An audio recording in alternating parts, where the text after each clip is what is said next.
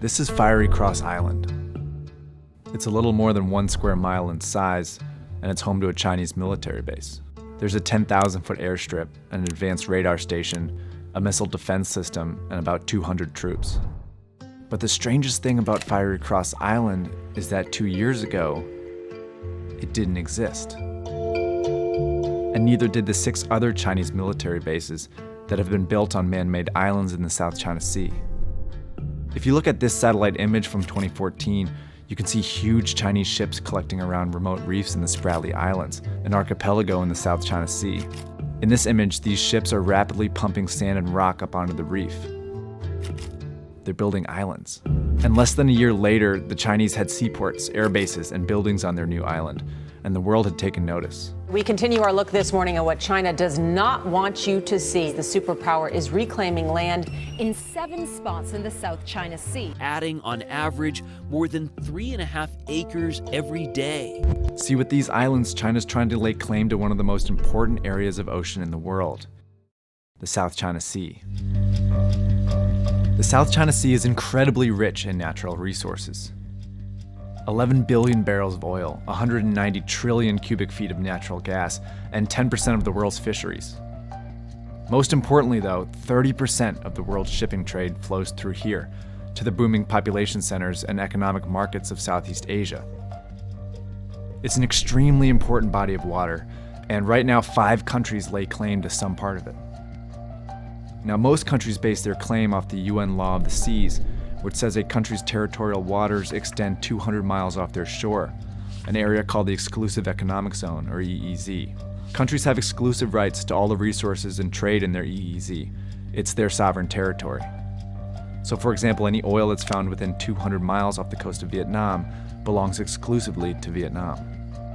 But any area that isn't in an EEZ is regarded as international waters, and it falls under UN maritime law, which means everybody shares it. Now, every country in the South China Sea region uses this 200-mile EEZ threshold to determine its claims. All except China. China argues they have a historical claim to the South China Sea, dating back to naval expeditions in the 15th century. And they mark it using a really confusing border called the 9-dash line. Following World War II, Japan, who had dominated the entire region, lost all control of its surrounding seas. China used the moment to claim the South China Sea by drawing this imprecise line on the map that encompassed 90% of the South China Sea. It became known as the 9-dash line. And when the UN established the 200-mile EEZ in 1973, China stuck to its own line, refusing to clarify its boundaries and ignoring claims by other countries. Now that brings us to the Spratly Islands. It's a remote, barely inhabited cluster of islands currently claimed by China, Vietnam, the Philippines, and Malaysia.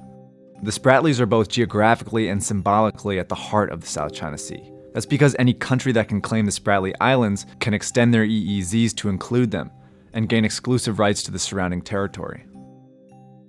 But it's really hard to legitimately claim uninhabited piles of sand, so a few nations have built small buildings and ports on their claimed islands, and even stuck a few people there.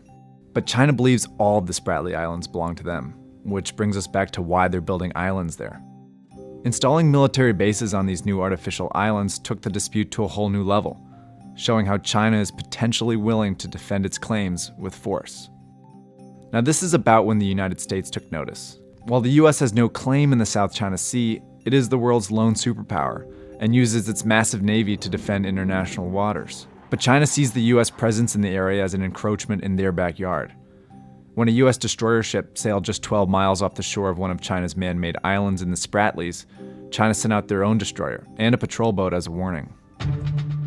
China's building these islands in order to increase control around the surrounding waters, using a strategy that they've deemed the cabbage strategy, where they surround a contested island with as many ships as possible. In May of 2013, China sent several ships to Ayungin Shoal, which is just 105 nautical miles off the coast of the Philippines, well within that 200-mile EEZ. The Philippines has 8 soldiers stationed there. Like wrapping leaves around a cabbage, the Chinese sealed off the Philippines' access to Ayungin Shoal with fishing boats, surveillance ships, and Navy destroyers, creating a blockade so that the Filipinos can't receive shipments of food and supplies.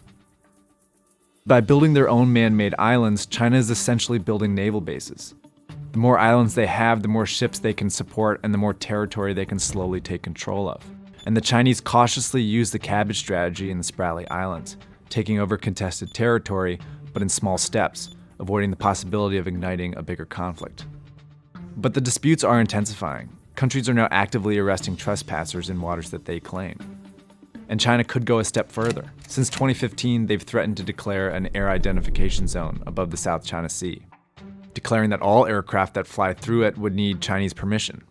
Now, publicly, China insists that their intentions are not militaristic, but their actions say otherwise, and it's heightening tensions in the region. Steve Bannon, who sits on the U.S. National Security Council and who is one of President Trump's closest advisors, is almost certain that the U.S. will go to war in the South China Sea. We're going to war in the South China Sea. I was a sailor there, a naval officer. We're going to war in the South China Sea in 5 to 10 years, aren't we? There's no doubt about it.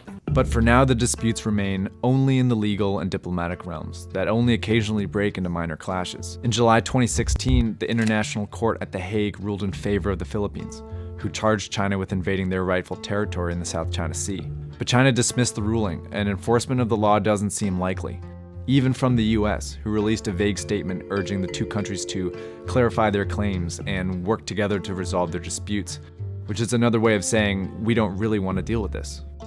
In fact, as the conflict escalates and international courts get involved, the US is stuck in a tricky position. On one hand, they do not want to risk provoking a conflict with China, but on the other, they want China to stop bullying their allies in the region.